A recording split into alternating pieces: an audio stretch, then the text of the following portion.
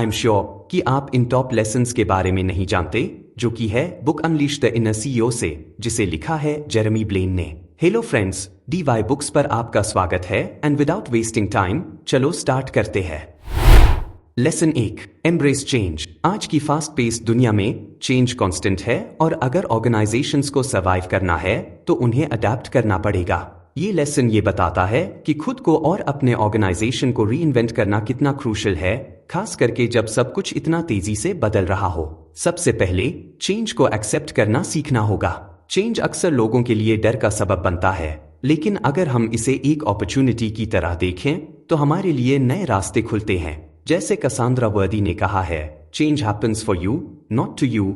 ये मतलब है कि चेंज हमेशा आपको ग्रो करने के लिए होता है। इस माइंडसेट से हम फियर और एंजाइटी को दूर कर सकते हैं और इंस्टेड ग्रोथ की तरफ बढ़ सकते हैं। सिग्नल इमोशंस को समझना भी जरूरी है। जब चेंज होता है तो हमें कई इमोशंस फील होते हैं, जैसे फियर, फ्रस्ट्रेशन या एंजाइटी। ये इमोशंस हमें सिग्नल देते हैं कि कुछ सिग्निफिकेंट हो रहा है जो हमें ध्यान देना चाहिए। अगर हम इन इमोशंस को रिकॉग्नाइज कर लेते हैं तो ये हमें ग्रोथ के लिए मोटिवेट कर सकते हैं। जैसे रेड लाइट हमें स्टॉप करती है, वैसे ही ये इमोशंस हमें अलर्ट करते हैं कि अब कुछ एक्शन लेना जरूरी है। अब बात करते हैं माइंडसेट ऑफ चेंज एंथुसियाज्म की। इसका मतलब है चेंज को एक अपॉर्चुनिटी के रूप में देखना। अगर हम इस माइंडसेट को अडॉप्ट करते हैं तो चेंज से डरने की बजाय उससे सीखने और ग्रो करने का मौका मिलता है। ये अप्रोच ऑर्गेनाइजेशंस के लिए भी बेनिफिशियल होता है, क्योंकि ये उन्हें इनोवेटिव बनाता है और उनकी अडेप्टेबिलिटी बढ़ाता है। जब हम चेंज को एक येलो लाइट की तरह देखते हैं तो ये हमें ग्रोथ के नए मौके दिखाता है। कंस्ट्रक्टिव चॉइसेस लेना भी इस प्रोसेस का पार्ट है। जब चेंज होता है तो हमें ऑप्शंस मिलते हैं कि हम कैसे रिस्पॉन्ड करें। अगर हम नेगेटिव या बिटर चॉइस करते हैं तो वो हमें नीचे खींच सकती है, लेकिन अगर हम सोच समझकर और पॉजिटिव तरीके से चॉइस करते हैं तो हम अपनी पर्सनल और प्रोफेशनल जर्नी को इन्फ्लुएंस कर सकते हैं। चॉइस लेना ग्रीन लाइट जैसा होता है जो हमें आगे बढ़ने का मौका देता है। ये सब चीजें मिलके एक स्ट्रॉन्ग फाउंडेशन बनाती हैं जो किसी भी ऑर्गेनाइजेशन को सक्सेसफुल बनाने में मदद करती हैं। इसलिए एम्ब्रेस चेंज सिर्फ एक लेसन नहीं है, ये एक लाइफस्टाइल बन जाता है जो हर किसी को अडॉप्ट करना चाहिए। जब भी आपको चेंज का सामना हो, उससे डरने की बजाय उसे एम्ब्रेस करो, क्योंकि वही आपको आगे बढ़ने का मौका देगा और आपकी ट्रू पोटेंशियल को अनलीश करेगा। चेंज से डरने की बजाय उसे अपनी ग्रोथ का एक पार्ट बनाओ और देखो कैसे आपकी लाइफ ट्रांसफॉर्म होती है। Lesson 2, empower employees. आज की दुनिया में हर एम्प्लॉय में लीडरशिप का पोटेंशियल होता है, जिसे हम इनर सीईओ कहते हैं। ऑर्गेनाइजेशंस को ऐसा एनवायरनमेंट क्रिएट करना चाहिए जहां लोगों को इनोवेट करने और अपने फॉर्मल रोल्स से आगे बढ़ने का मौका मिले। सबसे पहले एम्प्लॉइज को एम्पावर करना जरूरी है। जब एम्प्लॉइज को यह महसूस होता है कि उनकी आइडियाज और कॉन्ट्रीब्यूशंस की वैल्यू है तो उनका मोटिवेशन और प्रोडक्टिविटी दोनों बढ़ जाते हैं। इसका एक सिंपल एग्जाम्पल है जब कोई ऑर्गेनाइजेशन अपने एम्प्लॉइज को डिसीजन मेकिंग प्रोसेस में इन्वॉल्व करता है। जब उन्हें यह फील होता है कि उनकी बातें सुनाई जा रही हैं और उनकी ओपिनियंस इंपॉर्टेंट हैं, तो वो अपने काम में ज्यादा इन्वेस्टेड फील करते हैं। लीडरशिप का कॉन्सेप्ट सिर्फ टॉप मैनेजमेंट तक सीमित नहीं होना चाहिए। हर एम्प्लॉय के पास लीडरशिप क्वालिटीज होती हैं, बस उन्हें आइडेंटिफाई करना और नर्चर करना होता है। ऑर्गेनाइजेशंस को चाहिए कि वो अपने एम्प्लॉइज को ट्रेनिंग और डेवलपमेंट अपॉर्चुनिटीज दे, जिससे वो अपनी स्किल्स को एनहांस कर सके। जैसे अगर किसी एम्प्लॉय को प्रोजेक्ट मैनेजमेंट या टीम लीडिंग का चांस दिया जाए तो वो अपने आप को प्रूव कर सकता है और अपने अंदर के लीडर को अनलीश कर सकता है। इनोवेटिव एनवायरनमेंट क्रिएट करना भी इस प्रोसेस का पार्ट है। जब ऑर्गेनाइजेशंस एक ऐसा कल्चर बनाते हैं जहां एक्सपेरिमेंटेशन और रिस्क टेकिंग को एनकरेज किया जाता है तो एम्प्लॉइज खुद से नए आइडियाज लाते हैं। इसके लिए जरूरी है कि लीडरशिप खुद भी इनोवेटिव हो और चेंज को एम्ब्रेस करे। अगर लीडर्स खुद नए आइडियाज के लिए ओपन हैं तो एम्प्लॉइज भी इंस्पायर होते हैं। कोलैबोरेटिव कल्चर भी बहुत जरूरी है। जब टीम्स मिलकर काम करती हैं तो क्रिएटिविटी और इनोवेशन बढ़ जाती है। एम्प्लॉइज को एनकरेज करना चाहिए कि वो एक दूसरे के साथ कोलैबोरेट करें, जिससे नए पर्सपेक्टिव्स मिलते हैं और प्रॉब्लम सॉल्विंग में मदद मिलती है। इस तरह से सभी एम्प्लॉइज अपने यूनिक स्किल्स और टैलेंट्स को कंट्रीब्यूट करके ऑर्गेनाइजेशन की ग्रोथ में मदद कर सकते हैं। एक और इम्पॉर्टेंट एस्पेक्ट है फीडबैक कल्चर का होना। जब एम्प्लॉइज को रेगुलर फीडबैक मिलता है तो वो अपने परफॉर्मेंस को समझते हैं और उसमें सुधार करने की कोशिश करते हैं। फीडबैक से उन्हें यह पता चलता है कि उनके एफर्ट्स कितने वैल्यूएबल हैं और उन्हें किस एरिया में इम्प्रूवमेंट की जरूरत है। आखिर में रिकॉग्निशन एंड रिवॉर्ड्स भी बहुत मायने रखते हैं। जब ऑर्गेनाइजेशंस अपने एम्प्लॉइज के अचीवमेंट्स को रिकॉग्नाइज करते हैं तो वो उन्हें मोटिवेट करता है कि वो और भी अच्छा काम करें। रिकॉग्निशन से एम्प्लॉइज फील करते हैं कि उनका हार्ड वर्क अप्रिशिएट हो रहा है, जो उनकी प्रोडक्टिविटी और सेटिस्फैक्शन दोनों बढ़ाता है।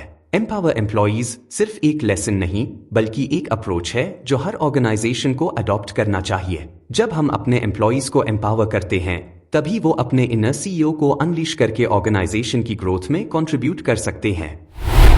लेसन 3, कल्टिवेट अ कोलैबोरेटिव कल्चर।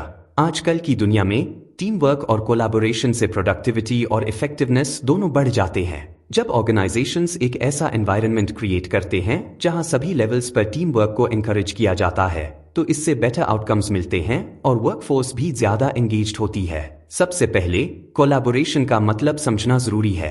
यह सिर्फ एक बज़वर्ड नहीं है, यह एक अप्रोच है जिससे लोग मिलकर काम करते हैं, आइडियाज शेयर करते हैं और एक दूसरे की स्ट्रेंथ्स को लेवरेज करते हैं। जब एम्प्लॉइज को यह फील होता है कि उनकी कॉन्ट्रीब्यूशंस इंपॉर्टेंट हैं तो उनका मोटिवेशन बढ़ता है। इससे उनकी क्रिएटिविटी भी एनहांस होती है जो ऑर्गेनाइजेशन के लिए बेनिफिशियल होता है। ओपन कम्युनिकेशन एक कोलैबोरेटिव कल्चर का कोर होता है। जब टीम मेंबर्स खुलकर बात करते हैं तो वो अपने आइडियाज और कंसर्न्स शेयर कर सकते हैं। इससे ट्रस्ट बिल्ड होता है और मिसअंडरस्टैंडिंग्स कम होते हैं।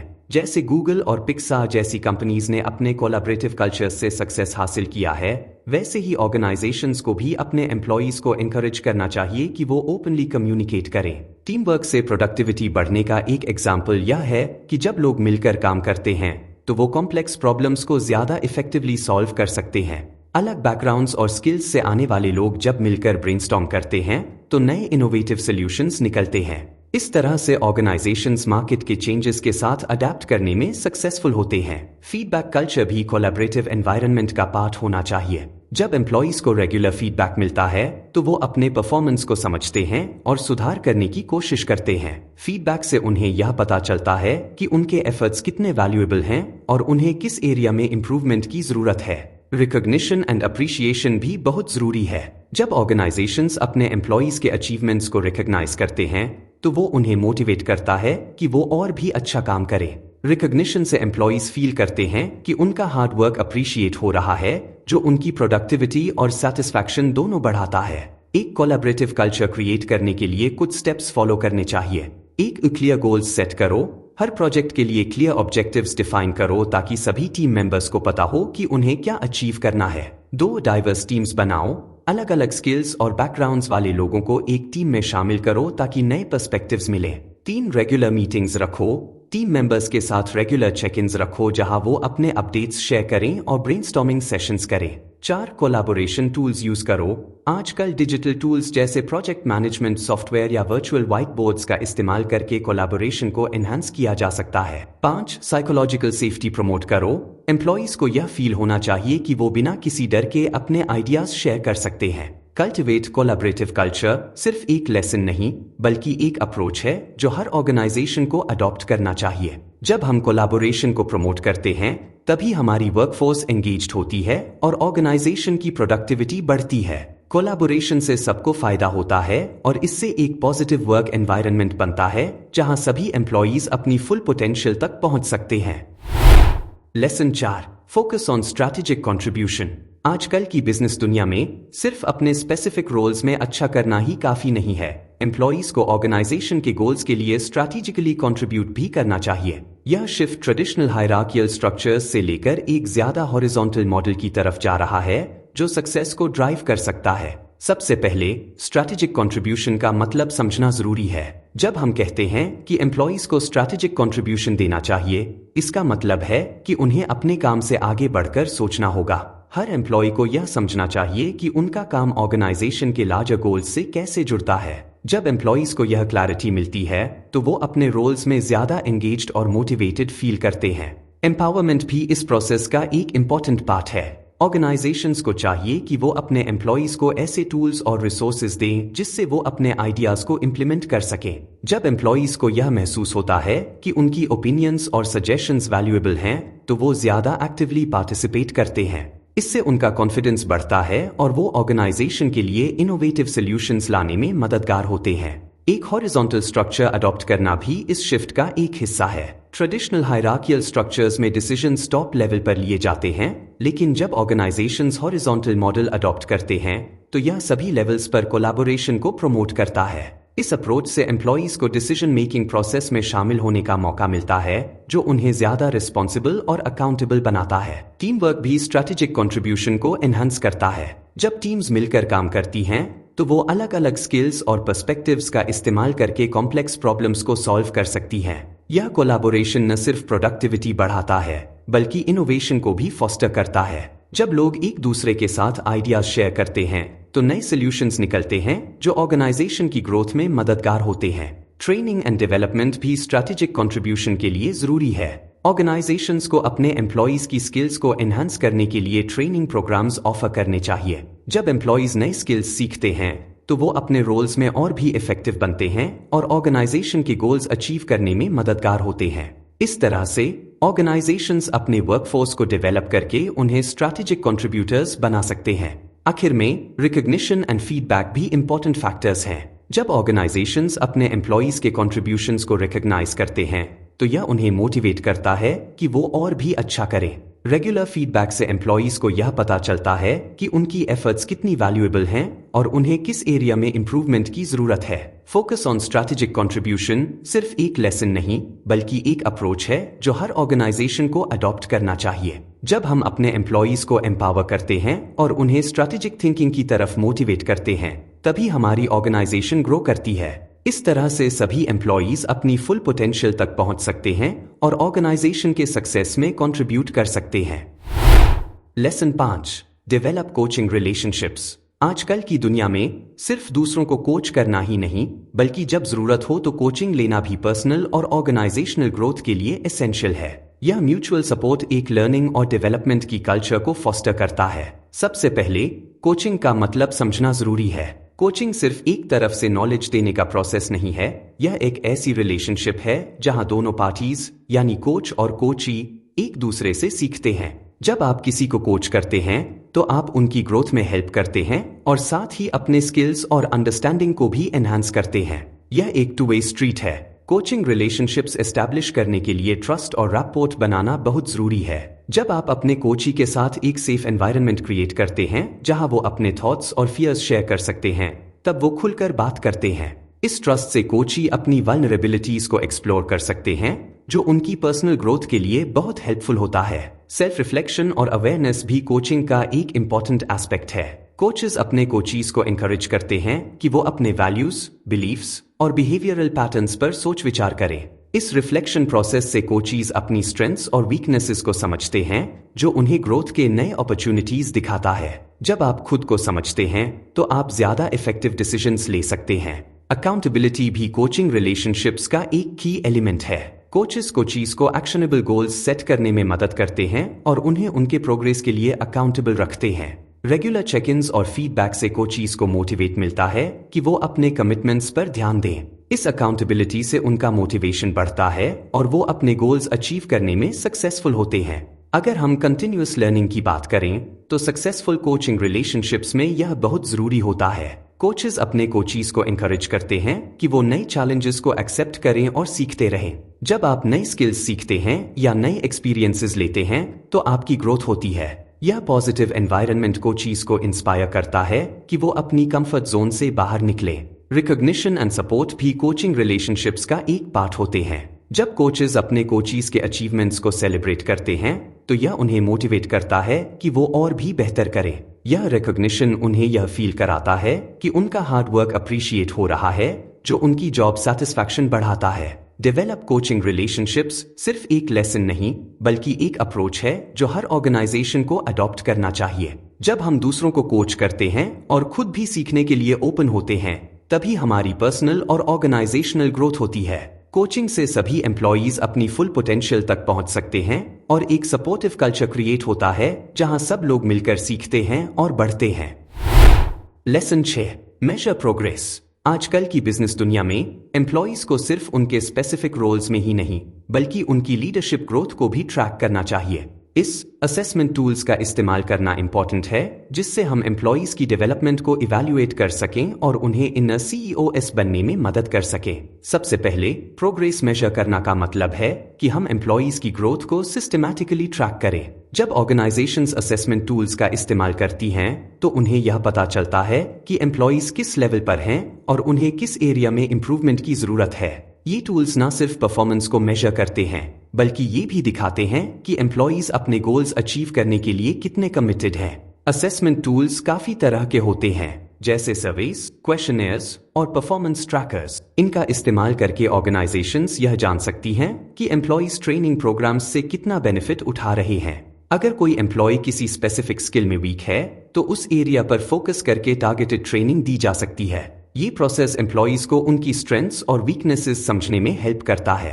अकाउंटेबिलिटी भी इस प्रोसेस का एक इम्पॉर्टेंट पार्ट है। जब ऑर्गेनाइजेशंस रेगुलर असेसमेंट्स करती हैं तो एम्प्लॉइज को यह फील होता है कि उनकी परफॉर्मेंस मॉनिटर हो रही है। इससे उनका मोटिवेशन बढ़ता है क्योंकि वो जानते हैं कि उन्हें अपने गोल्स के लिए अकाउंटेबल रहना है। अकाउंटेबिलिटी से लीडरशिप ग्रोथ को भी बूस्ट मिलता है क्योंकि लीडर्स को अपनी टीम के प्रोग्रेस का पता होता है। फीडबैक देना भी जरूरी है। जब असेसमेंट टूल्स के जरिए फीडबैक दिया जाता है तो एम्प्लॉइज को यह समझ आता है कि उन्हें क्या इंप्रूव करना है। रेगुलर फीडबैक से वो अपने स्किल्स पर काम कर सकते हैं और अपने परफॉर्मेंस को एनहांस कर सकते हैं। ये फीडबैक लूप उन्हें कंटिन्यूअस इंप्रूवमेंट के लिए मोटिवेट करता है। एक और इम्पॉर्टेंट एस्पेक्ट कोचिंग रिलेशनशिप्स का होता है। जब एम्प्लॉइज को कोचिंग मिलती है तो वो अपने डेवलपमेंट गोल्स पर फोकस्ड रहते हैं। कोचेस उन्हें गाइड करते हैं और उनकी प्रोग्रेस ट्रैक करते हैं जिससे वो अपनी पोटेंशियल को रियलाइज कर सकते हैं। कोचिंग से एम्प्लॉइज को डायरेक्शन मिलता है और वो अपने करियर एस्पिरेशंस अचीव करने में सक्सेसफुल होते हैं। लर्निंग कल्चर भी इस प्रोसेस का एक हिस्सा होता है। जब ऑर्गेनाइजेशंस असेसमेंट टूल्स का इस्तेमाल करती हैं तो वो एक लर्निंग कल्चर प्रमोट करती हैं जहां एम्प्लॉइज सीखने के लिए मोटिवेटेड होते हैं। इससे ऑर्गेनाइजेशन की ओवरऑल प्रोडक्टिविटी बढ़ती है और सभी एम्प्लॉइज अपनी फुल पोटेंशियल तक पहुंच सकते हैं। मेजर प्रोग्रेस सिर्फ एक लेसन नहीं बल्कि एक अप्रोच है जो हर ऑर्गेनाइजेशन को अडॉप्ट करना चाहिए। जब हम असेसमेंट टूल्स का इस्तेमाल करके एम्प्लॉइज की ग्रोथ को ट्रैक करते हैं तभी हमारी ऑर्गेनाइजेशन सक्सेसफुल होती है। इस तरह से सभी एम्प्लॉइज अपने लीडरशिप स्किल्स डेवलप कर सकते हैं और ऑर्गेनाइजेशन के गोल्स अचीव करने में मददगार बनते हैं। Lesson 7, address fear with courage. आजकल की दुनिया में चेंज का डर ऑर्गेनाइजेशंस को पैरालिसिस की तरफ ले जा सकता है, लेकिन अगर हम करेज को अपनाएं तो यह डर को ग्रोथ के मौकों में बदल सकता है। लीडर्स का यह काम है कि वो ऐसे माइंडसेट को एनकरेज करें जो चैलेंजेस को एक्सेप्ट करे, न कि उनसे भागे। सबसे पहले डर का सामना करना सीखना होगा। जब भी कोई नया चेंज होता है लोग अक्सर डर जाते हैं। यह डर उन्हें सोचने से रोक सकता है कि क्या सही है और क्या गलत। लेकिन अगर लीडर्स खुद करेज दिखाते हैं और चेंज को एम्ब्रेस करते हैं तो उनकी टीम भी उनसे इंस्पायर होती है। करेज का मतलब यह नहीं है कि आपको बिना सोचे समझे कुछ भी करना है, बल्कि इसका मतलब है कि आपको अपने फियर्स को समझना होगा और उन्हें फेस करना होगा। ग्रोथ माइंडसेट भी इस प्रोसेस का एक इम्पॉर्टेंट पार्ट है। जब लीडर्स एक ग्रोथ माइंडसेट अडॉप्ट करते हैं तो वो चैलेंजेस को अपॉर्चुनिटीज की तरह देखते हैं। इस माइंडसेट से वो यह समझते हैं कि हर चैलेंज एक नया लर्निंग एक्सपीरियंस हो सकता है। जब एम्प्लॉइज देखते हैं कि उनके लीडर्स इस तरह सोच रहे हैं तो वो भी अपने फियर्स को ओवरकम करने के लिए मोटिवेटेड होते हैं। ओपन कम्युनिकेशन भी जरूरी है। जब लीडर्स अपनी टीम के साथ खुलकर बात करते हैं तो वो उनके फियर्स और कंसर्न्स को समझ सकते हैं। इससे टीम मेंबर्स को यह फील होता है कि उनकी बातें सुनाई जा रही हैं और उनकी फीलिंग्स इंपॉर्टेंट है। जब एम्प्लॉइज अपने फियर्स शेयर करते हैं तो वो उन्हें कम महसूस करते हैं और करेज से चैलेंजेस का सामना करने के लिए तैयार होते हैं। एनकरेजमेंट भी एक की फैक्टर होता है। लीडर्स को चाहिए कि वो अपनी टीम को एनकरेज करें कि वो नए आइडियाज प्रपोज करें और रिस्क्स लेने से ना डरें। जब एम्प्लॉइज को यह पता होता है कि उनका लीडर उन्हें सपोर्ट करता है तो वो ज्यादा कॉन्फिडेंट फील करते हैं और नए चैलेंजेस लेने के लिए तैयार होते हैं। मिस्टेक्स से सीखना भी इस जर्नी का एक हिस्सा है। डर से दूर रहने के लिए जरूरी है कि हम मिस्टेक्स को लर्निंग अपॉर्चुनिटीज की तरह देखें। जब लीडर्स अपने मिस्टेक्स शेयर करते हैं और यह बताते हैं कि उनसे क्या सीखा गया तो यह एम्प्लॉइज को इंस्पायर करता है कि वो भी अपने मिस्टेक्स से सीखें और ग्रो करें। आखिर में रिकॉग्निशन एंड सेलिब्रेशन भी इंपॉर्टेंट होते हैं। जब टीमें किसी चैलेंज को सक्सेसफुली टैकल करती हैं तो उनके एफर्ट्स को रिकॉग्नाइज करना चाहिए। इस रिकॉग्निशन से एम्प्लॉइज को यह फील होता है कि उनका हार्ड वर्क अप्रिशिएट हो रहा है, जो उन्हें और भी मोटिवेट करता है। एड्रेस फियर विद करेज सिर्फ एक लेसन नहीं, बल्कि एक अप्रोच है जो हर ऑर्गेनाइजेशन को अडॉप्ट करना चाहिए। जब हम डर का सामना करेज से करते हैं और चैलेंजेस को अपॉर्चुनिटीज में बदलते हैं, तभी हमारी ऑर्गेनाइजेशन ग्रो करती है। इस तरह से सभी एम्प्लॉइज अपनी फुल पोटेंशियल तक पहुंच सकते हैं और एक पॉजिटिव वर्क एनवायरनमेंट क्रिएट होता है जहां सब लोग मिलकर सीखते हैं और बढ़ते हैं।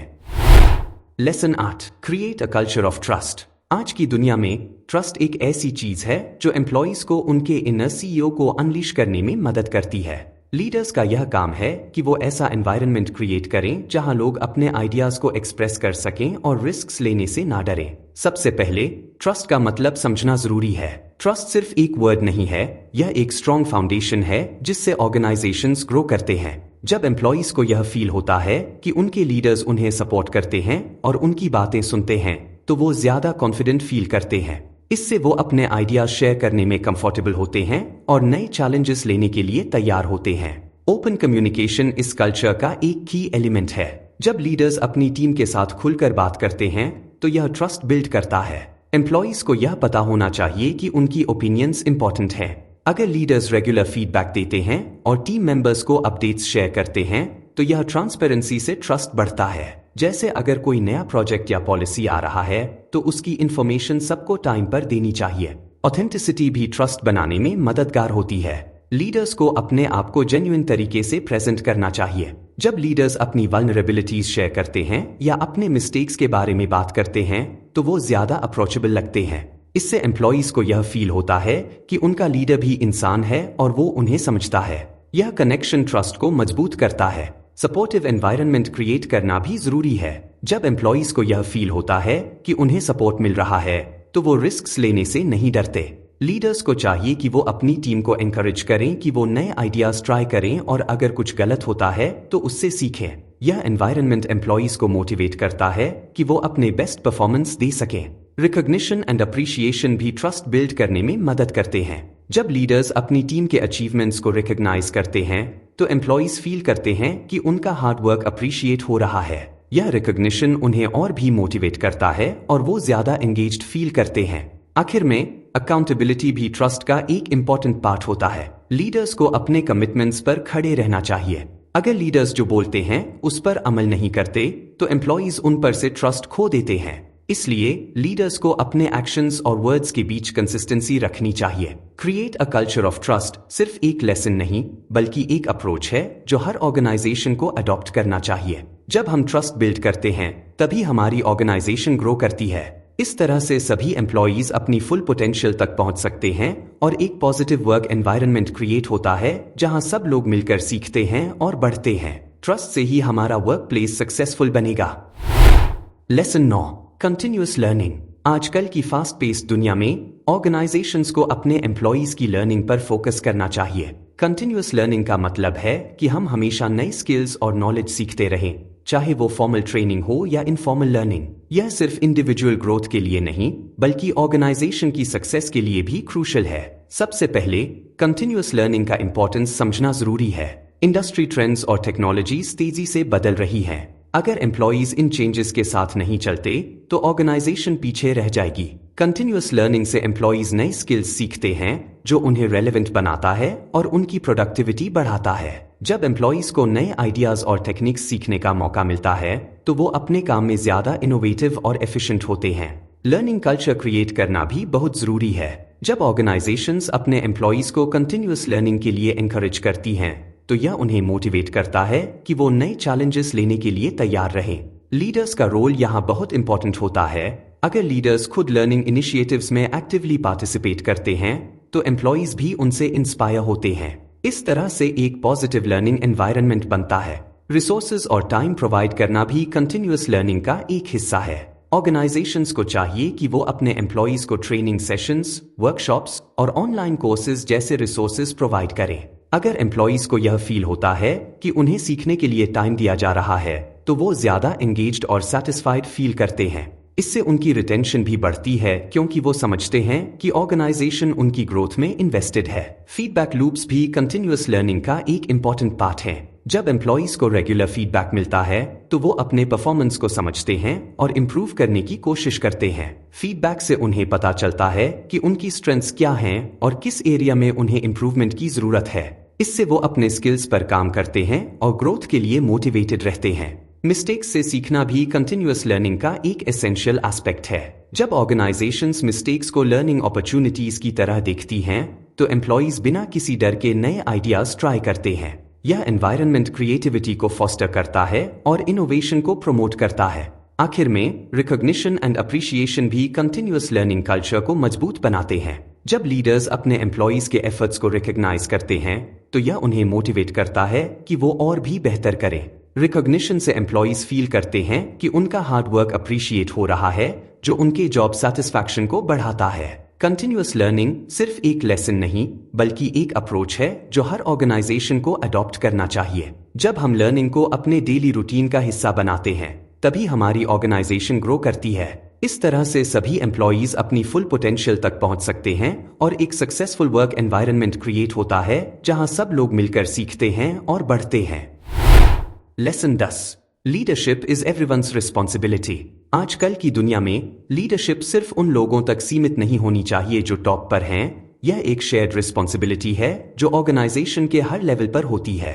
हर कोई अपने तरीके से लीडरशिप एफर्ट्स में कंट्रीब्यूट कर सकता है, जिससे एक ज्यादा इंक्लूसिव और डायनामिक वर्क प्लेस बनता है। सबसे पहले लीडरशिप का मतलब समझना जरूरी है। लीडरशिप सिर्फ एक पोजीशन नहीं है, यह एक माइंडसेट है। जब हर एम्प्लॉय को यह फील होता है कि वो लीडरशिप का पार्ट हैं, तो उनका कॉन्फिडेंस बढ़ता है और वो अपने आइडियाज को शेयर करने में ज्यादा कंफर्टेबल फील करते हैं। इससे ऑर्गेनाइजेशन में एक पॉजिटिव कल्चर बनता है जहां सब लोग मिलकर काम करते हैं। एम्पावरमेंट भी इस प्रोसेस का एक इम्पॉर्टेंट एस्पेक्ट है। लीडर्स को चाहिए कि वो अपने टीम मेंबर्स को एम्पावर करें कि वो अपने रोल्स में लीडरशिप दिखाएं। जब एम्प्लॉइज को यह पता होता है कि उन्हें डिसीजन मेकिंग में शामिल किया जा रहा है तो वो ज्यादा एंगेज्ड फील करते हैं। इस एम्पावरमेंट से वो नए आइडियाज लाते हैं और ऑर्गेनाइजेशन की ग्रोथ में कंट्रीब्यूट करते हैं। कोलैबोरेशन भी लीडरशिप का एक की एलिमेंट है।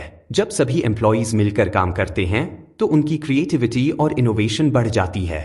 टीम वर्क से हर किसी की यूनिक स्किल्स और पर्सपेक्टिव्स का इस्तेमाल होता है जो ऑर्गेनाइजेशन के लिए बेनिफिशियल होता है। इस तरह से लीडरशिप सिर्फ टॉप मैनेजमेंट तक सीमित नहीं रहती बल्कि सभी लेवल्स पर होती है। ओपन कम्युनिकेशन भी जरूरी है।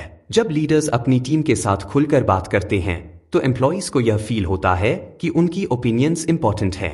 यह ट्रांसपेरेंसी ट्रस्ट बिल्ड करता है और एम्प्लॉइज को मोटिवेट करता है कि वो अपने आइडियाज शेयर करें। जब लोग खुलकर बात करते हैं तो नए सॉल्यूशंस निकलते हैं जो ऑर्गेनाइजेशन के लिए फायदेमंद होते हैं। मेंटरशिप और सपोर्ट भी इस जर्नी का हिस्सा होते हैं। लीडर्स को चाहिए कि वो अपने जूनियर कोलीग्स को गाइड करें और उन्हें ग्रोथ अपॉर्चुनिटीज दें। जब एक्सपीरियंस्ड लीडर्स अपने नॉलेज और एक्सपीरियंसेस शेयर करते हैं तो यह नए लीडर्स को डेवलप करने में मदद करता है। इससे ऑर्गेनाइजेशन में एक लर्निंग कल्चर बनता है। आखिर में रिकॉग्निशन एंड अप्रिशिएशन भी इंपॉर्टेंट होते हैं। जब लीडर्स अपनी टीम के एफर्ट्स को रिकॉग्नाइज करते हैं तो यह उन्हें मोटिवेट करता है कि वो और भी बेहतर करें। रिकॉग्निशन से एम्प्लॉइज फील करते हैं कि उनका हार्डवर्क अप्रिशिएट हो रहा है, जो उनकी जॉब सेटिस्फैक्शन बढ़ाता है।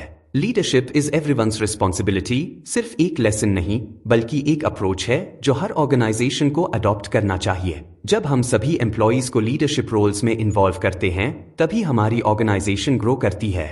इस तरह से सभी एम्प्लॉइज अपनी फुल पोटेंशियल तक पहुंच सकते हैं और एक सक्सेसफुल वर्क एनवायरनमेंट क्रिएट होता है जहां सब लोग मिलकर सीखते हैं और बढ़ते हैं।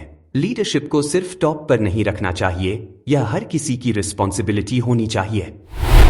ये लेसन्स लीडरशिप डायनामिक्स में एक शिफ्ट को एम्फसाइज करते हैं जो ऑर्गेनाइजेशंस में एम्पावरमेंट, कोलैबोरेशन और अडेप्टेबिलिटी को प्रमोट करते हैं ताकि वो मॉडर्न बिजनेस एनवायरनमेंट्स में थ्राइव कर सकें। तो फ्रेंड्स, आज की बुक समरी आपको कैसी लगी कमेंट करके जरूर बताएं और आपको कोई बुक समरी सुननी है तो हमें जरूर बताएं। समरी एंड तक सुनने के लिए आपका धन्यवाद। ऐसे ही ढेर सारी बुक समरीज आप dybooks.in पर भी पढ़ सकते हो। मिलते हैं अगली बुक समरी में।